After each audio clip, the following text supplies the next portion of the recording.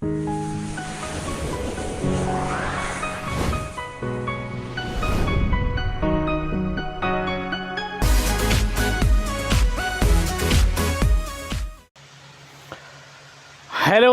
dear students and my friends, welcome to our channel Excel English Zone. My dear students, आज हम लोग top 24 question करने वाले हैं जो कि रेनबो 2 बिहार बोर्ड द्वारा निर्धारित जो बुक है इंग्लिश की, इंग्लिश 100 मार्क्स की बुक, उसका चैप्टर नंबर 6 हम लोग आज कवर करने वाले हैं। उससे पहले वीडियो शुरू करने से पहले हम लोग एक मोटिवेशनल शेयर के साथ शुरू कर रहे हैं। अपने हौसलों के बल पर हम अपनी प्रतिभा दिखा देंगे, अपने हौसलों के बल पर हम अपनी प्रतिभा दिखा देंगे। भले कोई मंच ना दे हमको, भले कोई मंच ना दे हमको, हम अपना मंच खुद बना लेंगे। बिल्कुल सही बात है। आप जो चाहेंगे सो बन सकते हैं, जैसा चाहेंगे वैसा हो सकते हैं, ये आप पर डिपेंड करता है। इसलिए बिल्कुल अपने सोच को पॉजिटिव रखें और दिल की पहली आवाज़ को सुने।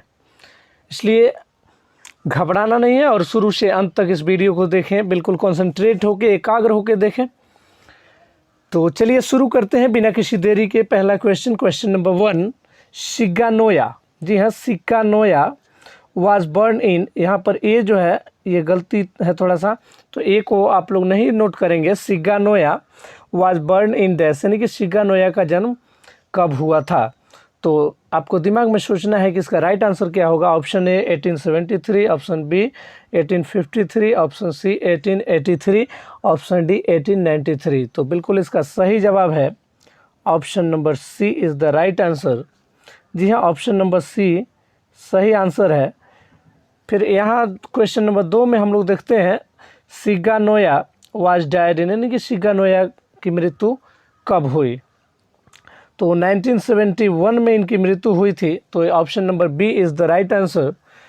1971 में शिगा नोया का इंतकाल हो गया था। एक बार फिर से मैं रिव्यू कर दे रहा हूँ कि यह चैप्टर नंबर 6 जो कि रेनबो 2 बिहार बोर्ड में जो किताब चलती है, रेनबो 2 100 मार्क्स इंग्लिश के लिए, 100 मार्क्स इंग्लिश के लिए, उसका ये छठा चैप्टर है। चैप्टर का नाम है द आर्टिस्ट, जो कि शिगा नोया द्वारा लिखा गया है।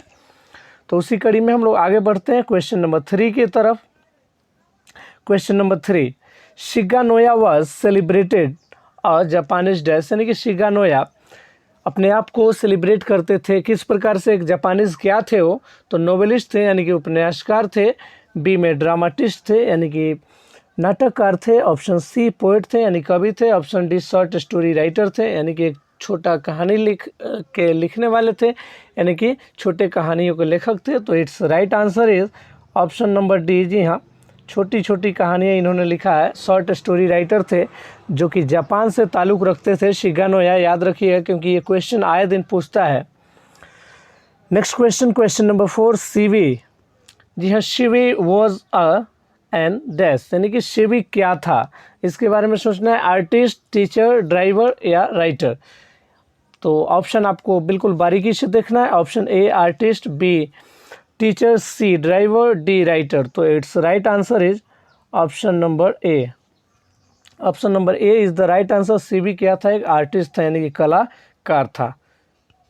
Next question number 5, Shivi's parents knew that he often went out to by himself dash, यानी कि शिवी के जो पिता थे वो हमेशा ये जानते थे कि शिवी प्रायः क्या खरीदने जाता है। तो आपके सामने ऑप्शन है, option A apples, option B oranges, option C gods, option D guava. तो जी हाँ, it's right answer is god. इसका सही जवाब है गॉड। गॉड का मतलब होता है, जैसे आप देखे होंगे पम्पकिन टाइप का, एक जैसे देहाती क्षेत्रों में इसको भथुआ बोलते हैं, लेकिन गॉड जो कि बिल्कुल यूँ कहा जाए तो पम्पकिन का ही एक प्रकार है। तो जी हाँ, शिवी दिन भर यहीं घूमता रहता था और गॉड को कलेक्ट करता रहता था। Next question number 6, my dear students ध्यान देंगे। क्वेश्चन नंबर 6, शिवी used to bore a neat hole in the dash, यानी कि शिवी क्या किया करता था, यानी कि किस में होल किया करता था। नीट होल का मतलब होता है कि सफाई के साथ छेद करना। तो आपके सामने option A side of the god यानी कि वो जो गोड था उसके बगल में, option B top of the god यानी कि गोड के ऊपर से, सी बोथ साइड यानी कि दोनों साइड से, तो डी में नॉन ऑफ दिस यानी कि इनमें से कोई नहीं। तो it's right answer is option number B. जी हाँ, वो क्या करता था कि भथुआ खरीद लेता था यानी कि गोल्ड खरीद लेता था और ख़रीदने के बाद उसमें छेद करता था। जी हाँ, उसके ऊपर से जस्ट छेद करता था। तो ध्यान देंगे आमतौर पर गोल्ड का अर्थ GOURD, इस गोल्ड का अर्थ आमतौर पर भथुआ और कहीं कहीं इसको कोहड़ा भी कहा जाता है, हालांकि कोहड़ा का इससे अलग मीनिंग होता है। तो हमको इंग्लिश में यहाँ जानना है गोल्ड, क्योंकि अपने यहाँ की वर्ड है नहीं, ये तो जापानीज़ राइटर है, जापान की एक कहानी इन्होंने लिखा है, इसलिए इंग्लिश को इंग्लिश में ही याद रखें तो बेहतर होगा, क्योंकि आपके एग्जामिनेशन में क्वेश्चन इंग्लिश में ही आते हैं, हिंदी में नहीं। नेक्स्ट क्वेश्चन, क्वेश्चन नंबर 7, सीवी made the hole to extract dash from gold, यानी कि सीवी उस गोल्ड में छेद करता था, यानी कि होल करता था, छेद करता था एक्सट्रैक्ट करने के लिए। क्या एक्सट्रैक्ट करता था, क्या छेद करके क्या निकालता था? तो option A water, option B flesh, option C seeds, option D none of these. तो it's right answer is option number C, यानी कि उसके बीज को निकाल लेता था। सीवी क्या करता था कि उस गोल्ड को छेद करता था, होल करता था और उसके बीज को निकाल लेता था। We move on the next question. जैसे यहाँ से आप क्वेश्चन नंबर 8 देख सकते हैं, when ever CV past through the market he searched for the dash, देखिए जब भी वो मार्केट से गुजरता था, बाजार से गुजरता था सीवी, तो क्या खोजा करता था? ऑप्शन ए फ्रेंड्स, दोस्तों को, ऑप्शन बी फेवरेट फ्लावर्स यानी कि अपनी पसंदीदा फूल, option C gold, option D none of this. तो बिल्कुल सही आंसर होगा कि गोल्ड। याद रखिएगा वो क्या करता था, बिल्कुल पैशनेट था, एक तरीके से उसके मन में जिज्ञासा थी कि हम गोल्ड ही जमा करेंगे, तो गोल्ड ही तलाशता रहता था। We move on the next question, question number 9, सीवी लिव्ड इन अ डैश, देखिए सीवी कहाँ रहता था? ऑप्शन ए विलेज, गांव में, ऑप्शन बी टाउन में, ऑप्शन सी स्लम एरिया यानी कि झुग्गी पट्टी वाले जगह पर, ऑप्शन डी हार्बर टाउन, यानी कि हार्बर टाउन उस प्रकार के टाउन को बोलते हैं जहाँ नज़दीक में बंदरगाह रहता है। तो बिल्कुल बंदरगाह आपको पता होगा, जहाँ पर जहाज़ उतरता है उसी को आप क्या बोल सकते हैं, उसको आप हार्बर टाउन बोल सकते हैं। जी हाँ, हार्बर टाउन। तो it's right answer is harbour town, यानी कि harbour town is the right answer. Harbour town में वो रहा करता था। Next question, question number 10, question number 10 की तरफ यहाँ हम लोग बढ़ेंगे। One could walk from one end of town to another in, यानी कि उस टाउन को एक तरफ से दूसरी तरफ पार करने में कितना समय लगता था, घूमने में कितना समय लगता था? Option A 10 minutes, option B 20 minutes, option D 6 hours. तो it's right answer is 20 minutes, option number B 20 minutes, यानी कि उस हार्बर टाउन को घूमने में कितना मिनट लगता था? 20 minutes. Next question, question number 11, CV new every place that sold dash, यानी कि सीवी जानता है कि हर जगह, यानी कि एवरी प्लेस का मतलब हर जगह क्या मिलता है, मतलब कहने का ये है कि इसका राइटर कह रहा है कि सीवी को ये पता था कि किस जगह पर क्या मिलेगा। तो किसकी बात हो रही है? तो ऑप्शन ए फिश, मछली की, ऑप्शन बी मीट की, ऑप्शन सी गोल्ड की, ऑप्शन डी वेजिटेबल की। तो gold is the right answer, कि उसको पता था कि गोल्ड कहाँ मिलेगा, वह खरीद के लाता था। Next question, question number 12, one day Seibei found a peculiar gold at the shop of an old women which cost him dash, यानी कि एक दिन उन्होंने एक पेकुलियर गोल्ड देखा। पेकुलियर गोल्ड का मतलब होता है एक अजीब तरीके का, बिल्कुल विचित्र तरीके का गोल्ड उसने देखा। और कहाँ देखा? तो एक बूढ़ी जो औरत थी उसके दुकान पर देखा, जिसका दाम कितना था, जिसका प्राइस कितना था? तो आपके सामने ऑप्शन है, option A 10 sen, option B 5 sen, option C 15 sen, option D 20 sen. बिल्कुल यहाँ पर ऑप्शन में, ऑप्शन सी में सेन यहाँ पर लिख लेंगे, SEN। सेन क्या है? जैसे इंडिया में रुपी चलता है, रुपया चलता है, उसी तरह से यहाँ पर क्या चलता है जापान में? सेन चलता है। तो बिल्कुल आपको बताना है कि उस बूढ़ी औरत के दुकान पर सीवी ने कौन सा पेकुलियर गोल्ड देखा, जिसका मूल्य क्या था, इसको आपको बताना है। तो निश्चित रूप से इसका राइट आंसर 10 सेन होगा। 10 sen, option number A is the right answer, 10 sen, यानी कि 10 sen. Next question, question number 13, the teacher who made caught सीबी doing with god in the class, यानी कि वह टीचर जिसने सीबी को गॉड के साथ कुछ करते हुए देख लिया था। वो कहाँ देखा था? क्लास में। सीबी को क्लास में कुछ करते हुए शिक्षक ने देख लिया था, तो शिक्षक ने सीबी के साथ क्या किया? अप्रिशिएट हिम, ऑप्शन है ऑप्शन ए अप्रिशिएट हिम, यानी कि उसका बड़ाई किया। ऑप्शन बी अवार्डेड हिम, उसको पुरस्कार दिया। ऑप्शन सी एक्सपेल्ड हिम, उसको निकाल दिया। ऑप्शन डी पनिश्ड हिम, यानी कि उसको सज़ा दिया। तो option number D punished him. Punish का मतलब होता है सज़ा देना। Next question, question number 14, the teacher made complain against सीबी टू हिज डैश, यानी कि उस शिक्षक ने जिसने सीबी को गॉड के साथ क्लासरूम में पकड़ा था, उसकी कंप्लेन टीचर ने किससे की? तो सीबी के फादर से किया, बी मदर से किया, ऑप्शन सी ब्रदर से, ऑप्शन डी अंकल से। तो it's right answer is option number B.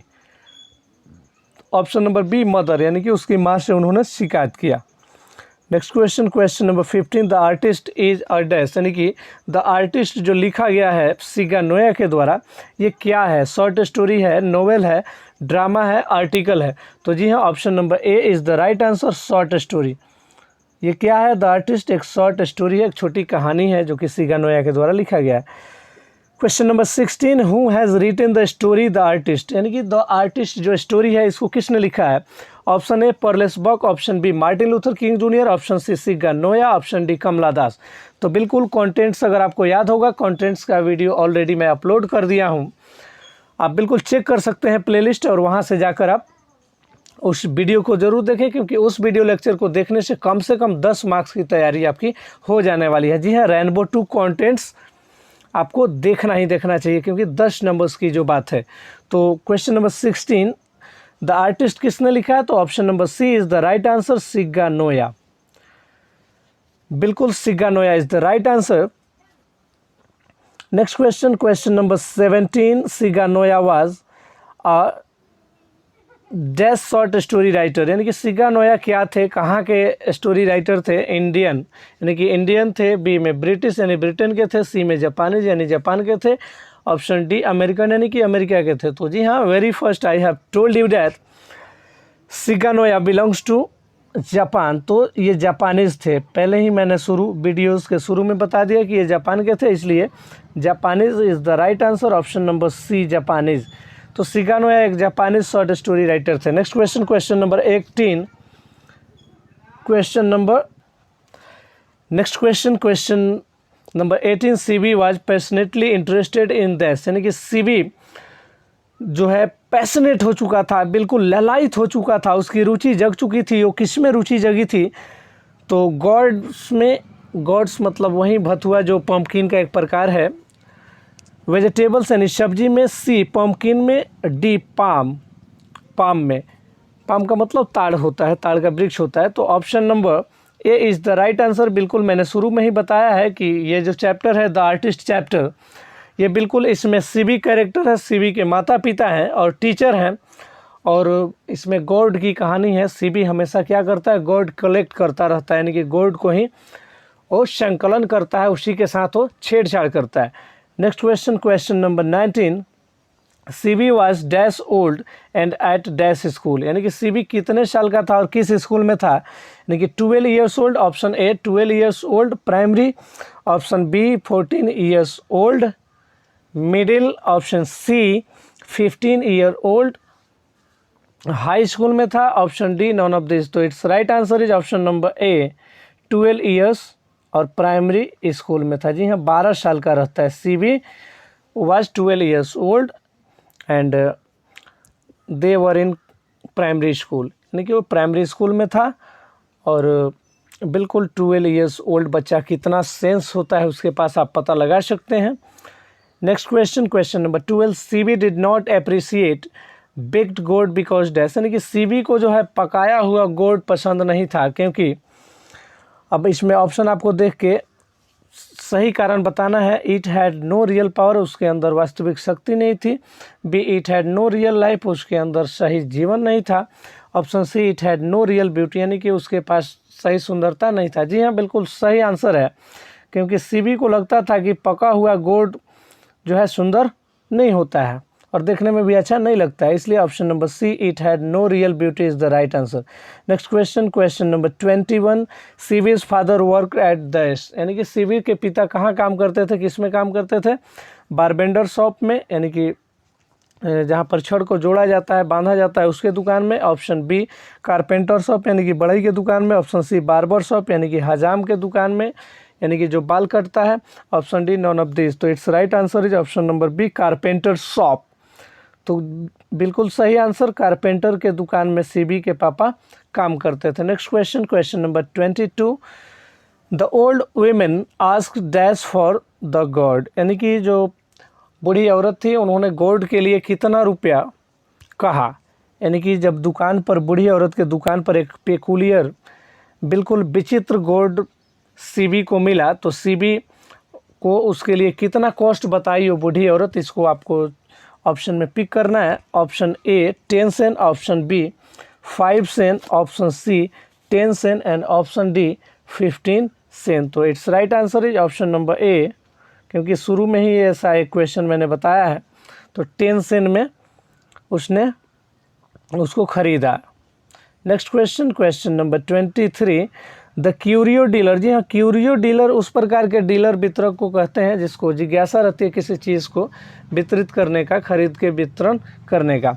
The curio dealer sold the confiscated, जी हाँ, इसको बिल्कुल आप सही उच्चारण करेंगे। कॉन्फिस्केटेड का मतलब होता है जब्त, गोल्ड टू डैश, यानी कि क्यूरियो डीलर ने वो जो जब्त किया हुआ गोल्ड था वो किसको बेचा, क्यूरियो कस्टमर को, क्यूरियो डीलर को, किसी शॉप में। Option number D none of this, इनमें से कोई नहीं। तो option number A is the right answer. उसने क्या किया कि एक क्यूरियो कस्टमर को बेच दिया, वैसा कस्टमर जो कि चाहता था कि हम खरीदे, उससे बेच दिया। Question number 24, the teacher was particularly angry because CB was engaged in dash, यानी कि जो शिक्षक थे खास तौर पर गुस्सा हो गए थे सीबी पर, क्योंकि सीबी एंगेज था किस में, और डिडक्टिक एक्ट यानी कि शिक्षा वाली काम में। ऑप्शन बी आर्टिफिशियल वर्क यानी कि कोई बनावटी काम था। ऑप्शन सी वीमेनिश एक्ट, वीमेनिश एक्ट का मतलब होता है औरत वाली कार्य। तो बिल्कुल इसका सही आंसर है वीमेनिश एक्ट, यानी कि बिल्कुल औरत वाली काम करता था, उसका बिहेव भी अच्छा नहीं था, वो कोने में ऐसे ही बैठा रहता था और दिन भर क्या करता था, वो गोल्ड कलेक्ट करता था। तो प्यारे विद्यार्थियों, ये चैप्टर समाप्त होता है, इसका ऑब्जेक्टिव क्वेश्चन समाप्त होता है। बिल्कुल अगर मेरे चैनल पे नए विजिट किए हों तो आप मेरे चैनल को सब्सक्राइब ज़रूर करें, शेयर भी करें और लाइक करना ना भूलें। तो आप मुझसे मेरे फेसबुक पे भी आप मिल सकते हैं। उसके बाद आपके लिए टेलीग्राम चैनल मैंने बना दिया है, जी हाँ, टेलीग्राम पे एक ग्रुप बना दिया है मैंने, जहाँ से आप जो भी असाइनमेंट होता है, असेसमेंट होता है, आप वहाँ से मुझसे हार्ड कॉपी के रूप में प्राप्त कर सकते हैं। टेलीग्राम पे एक्सेल इंग्लिश जोन आप सर्च करेंगे और वहाँ से ज्वाइन हो सकते हैं। इसलिए आज के लिए इतना ही, बिल्कुल तैयारी करें डट के। जय हिंद, जय भारत।